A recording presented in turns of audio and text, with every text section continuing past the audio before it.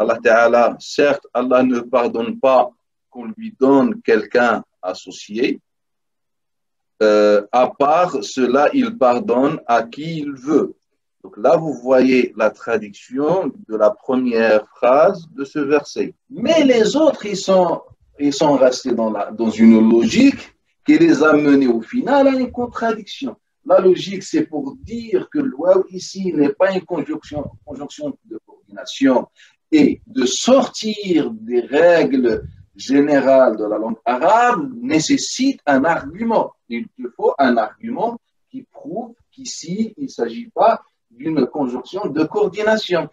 Et dans l'absence de cette preuve, ils ont dit, eh bien, on la garde, c'est une conjonction de coordination. Donc, la phrase ne s'arrête pas au final ici. Elle va continuer. Donc, pour eux, certes, Allah pardonne à qui il veut, ne pardonne pas l'association. C'est une phrase complète selon la deuxième interprétation. Ensuite, et il pardonne à part cela à qui il veut. Et ils ont dit que à qui il veut est lié à cette phrase. Et dans ce cas-là, dans l'analyse grammaticale, ceci on l'appelle al-ma'touf. C'est-à-dire, c'est une phrase liée à une phrase précédente par cette conjonction. Et dans ce cas-là, la conjonction impose à ce qu'on lui donne, c'est-à-dire à cette phrase, le même statut que celui de la première phrase, qui est la négation. Dans ce cas-là, selon l'analyse grammaticale conforme à la grammaire classique, le sens, il devient quoi? Certes, Allah ne pardonne pas à qui ne pardonne pas l'association, il ne pardonne pas non plus à part cela à qui il veut. Et là, vous savez bien que ce n'est pas du tout le sens que le verset a voulu transmettre. Et en vérité, cette contradiction problématique qui a poussé les gens à dire que le waw ici, ce n'est pas une conjonction de coordination et de dire que cette waw indique le début d'une nouvelle phrase. En fait, pour éviter cette problématique, ils ont dit que le waw ici, c'est istinaf. D'où la traduction ici. Il nous dit le traducteur, certes, Allah ne pardonne pas l'association, mais il pardonne à part cela à qui il veut. Mais en vérité, tout ça est problématique. Et tout ça à cause de la limitation qu'impose la grammaire de Sibawayh, la grammaire persane. Mais si on veut lire le verset, on va comprendre totalement autre chose. En vérité, Allah il nous dit Inna Allah la yaghfiru.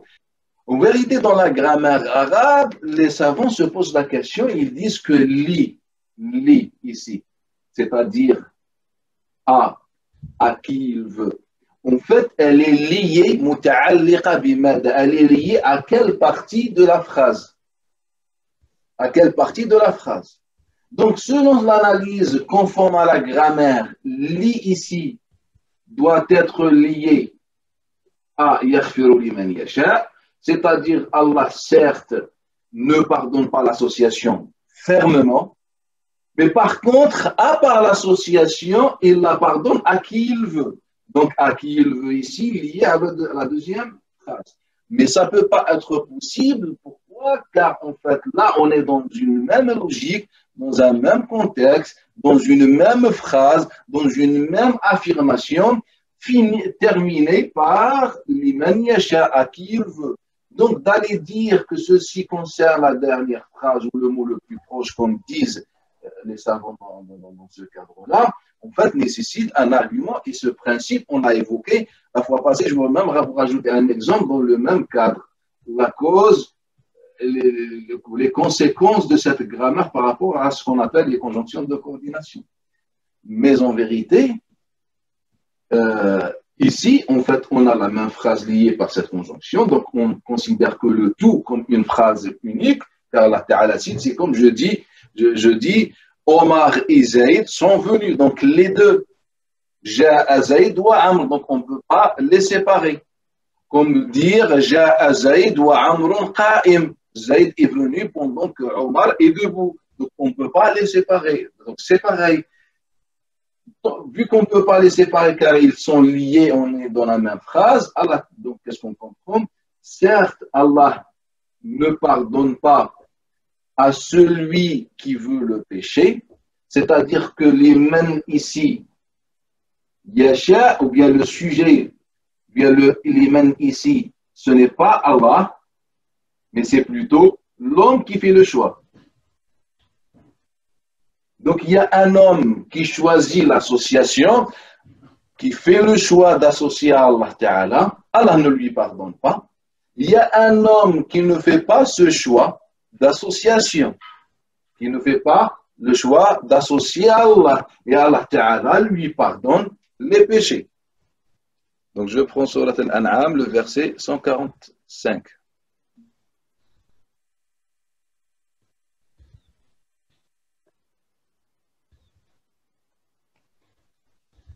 Allah Ta'ala il dit قل لا أجد فيما أوحي إلي محرما على طاعم يطعمه إلا أن يكون ميتا أو دما مسفوحا أو لحم خنزير.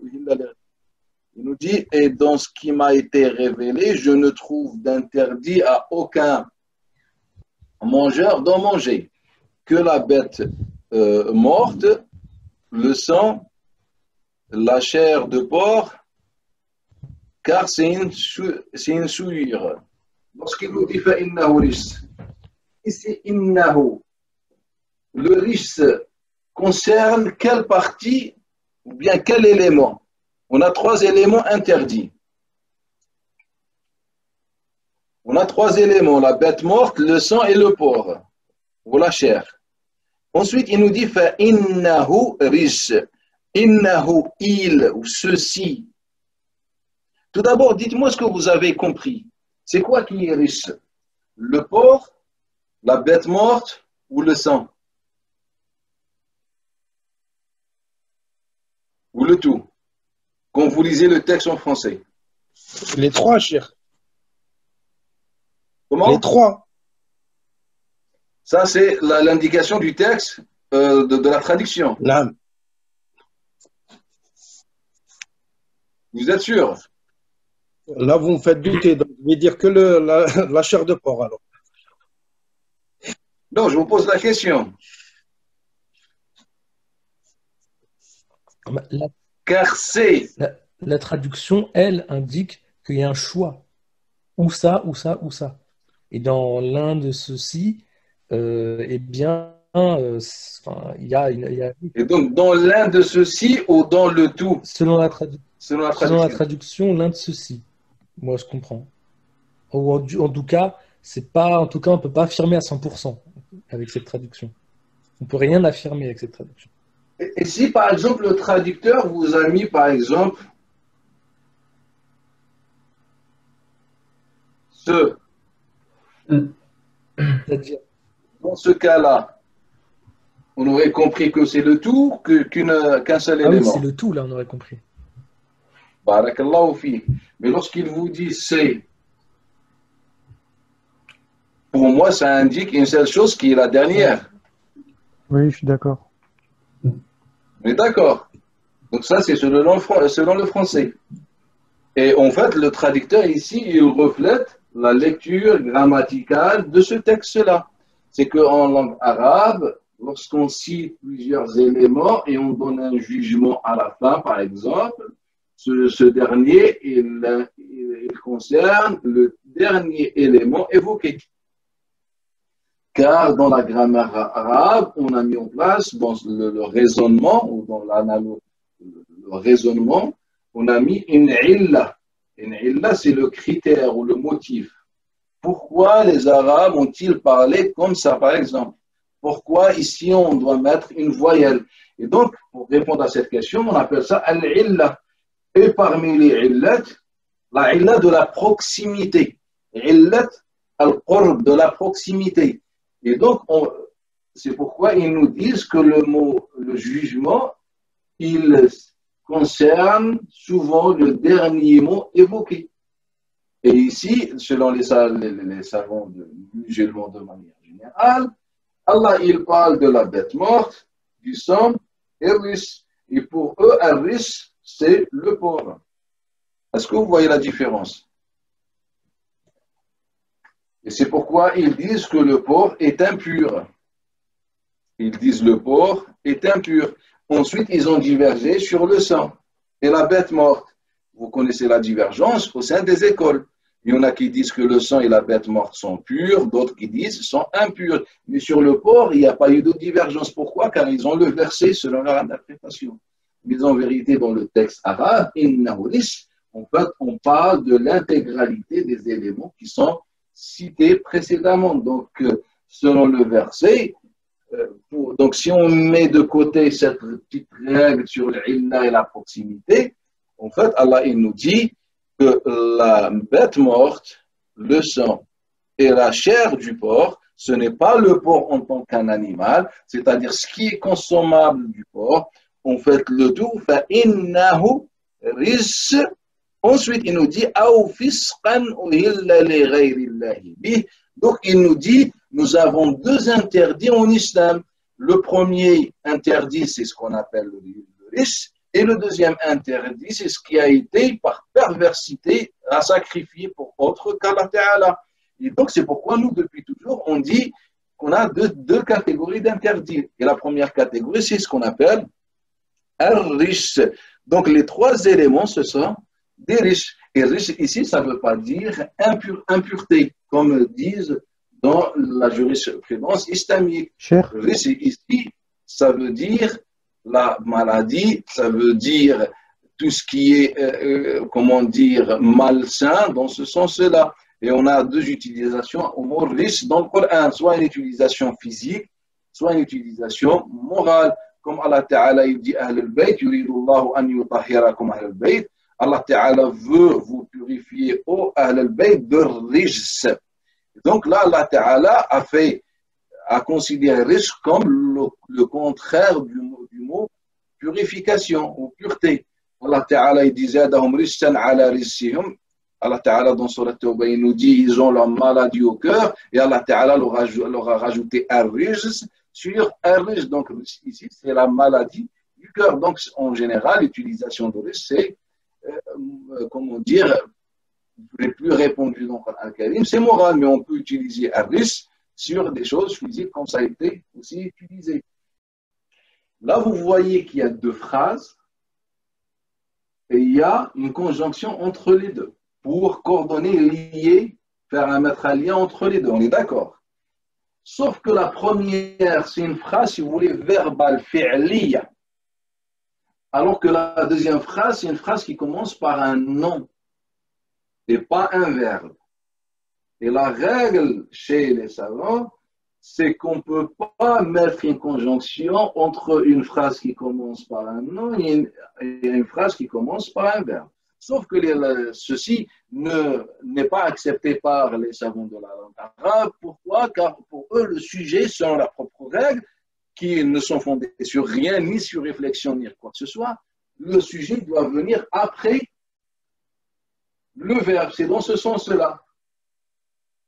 Et du coup, ici on leur dit, mais il y a des milliards de textes arabes où le sujet devance le verbe. En fait, on ne peut pas le nier. Il y a des centaines de milliers de textes de poésie, de vers. C'est quelque chose de très répandu lorsque les arabes commencent par le sujet. Et ils disent non, mais vous n'avez pas compris, ça devient plus un sujet. En fait, là, on est face à deux phrases. Donc, si le sujet il est là pour eux, c'est une seule phrase. Et si le sujet devient ici, on est face à deux phrases. Et donc, le sujet, c'est une phrase indépendante et le verbe, c'est une nouvelle phrase. Mais on leur dit, mais le verbe doit avoir un sujet. Quand je dis mange, je parle bien de quelqu'un. Il mange, tu manges, je mange, on parle bien d'un sujet. Et donc, eux, ils disent, en fait, le sujet, il est caché et c'est ça, l'une des grandes innovations, les grandes bid'ah que la grammaire a mis en place et qui est à l'origine de la mauvaise compréhension de beaucoup de textes coraniques. Et donc, ils ont dit ce qu'on appelle at-taqdir, et ça, on va le voir. Ils ont dit, le sujet, il est caché dans le verbe. indiqué par quoi? Indiqué par la conjugaison du verbe.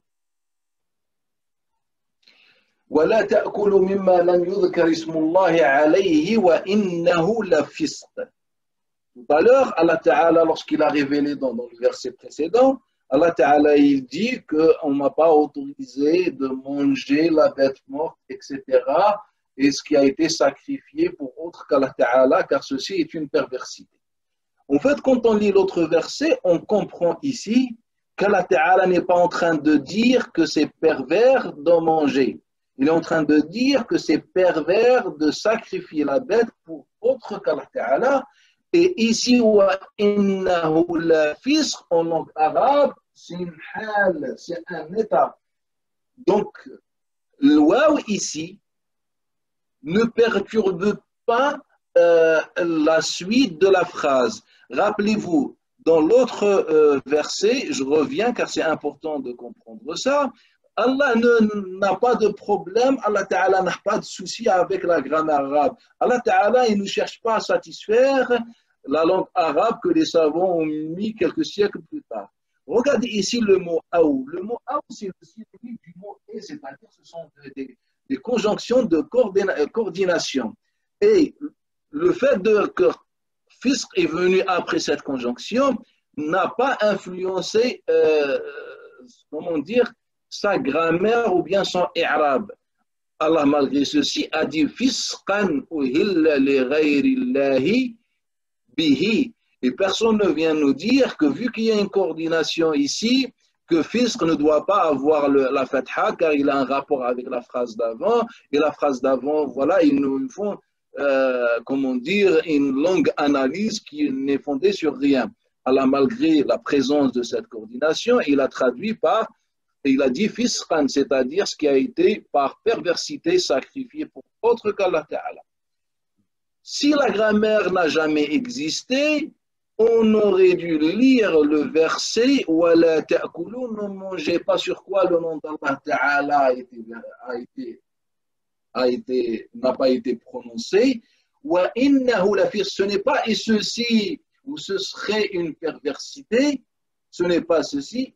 Donc quand on dit et ce serait une perversité, Allah Ta'ala, il ne parle pas du mot manger. C'est comme s'il dit ne mangez pas, sur quoi le nom d'Allah Ta'ala n'a pas été sur quoi le nom d'Allah Ta'ala par perversion n'a pas été prononcé. C'est ça en fait la traduction. Ne mangez pas sur quoi le nom d'Allah Ta'ala par perversion n'a pas été prononcé. La page 193. Allah. 178 plutôt.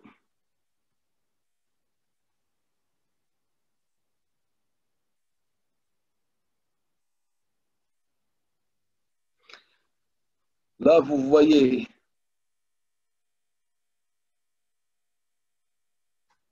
est-ce que vous voyez le livre avec moi? Oui, c'est bon. Et donc, là, regardez, je prends le livre et regardez avec moi.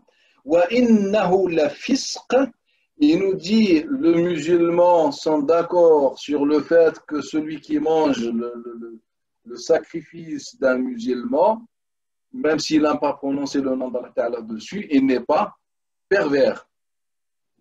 Ya Allah. Ya Allah.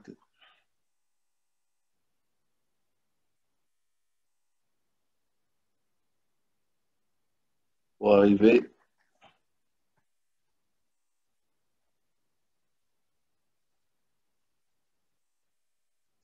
Mais ici, deuxième sujet.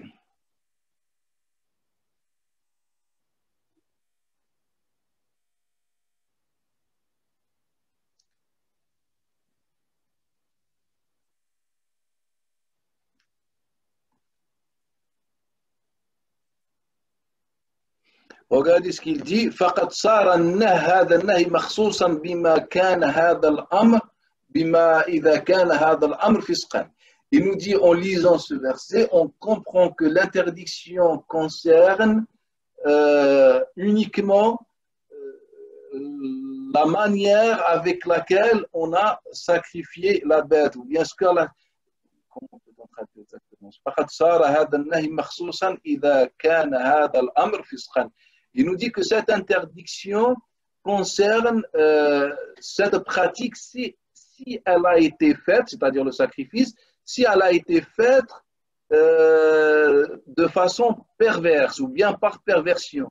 Et là, on comprend qu'il est en train de nous dire que ceci est une perversité, mais pas sur le fait de manger, mais sur le fait du comment on a ou pour qui on a fait cet abattage. Il nous dit ثم طلبنا في كتاب الله تعالى متى يصير فسقا. Subhanallah, ce qu'il dit. Il dit ensuite on a cherché dans le livre d'Allah Ta'ala à partir de quel moment cette pratique devient une pratique perverse. Il nous dit on a trouvé ce verset ou bien cette perversité expliquée dans une autre ayah, dans un autre verset. Et là, il nous donne le verset que je viens de citer, le verset 145. Il nous dit Fasar al-fisq fi hadil ayah. Il nous dit, et donc la perversité dans ce verset est expliquée et qui veut dire ce qui a été sacrifié par perversion, c'est-à-dire pour autre qu'Allah Ta'ala. Et donc, il nous dit Wa idha kana kadhalika. Il nous dit, et si on a compris ceci selon l'explication du verset, le verset en question, ne mangez pas sur quoi le nom d'Allah Ta'ala n'a pas été prononcé par perversion, donc on comprend que ceci a un rapport avec le sacrifice pour autre qu'Allah Ta'ala.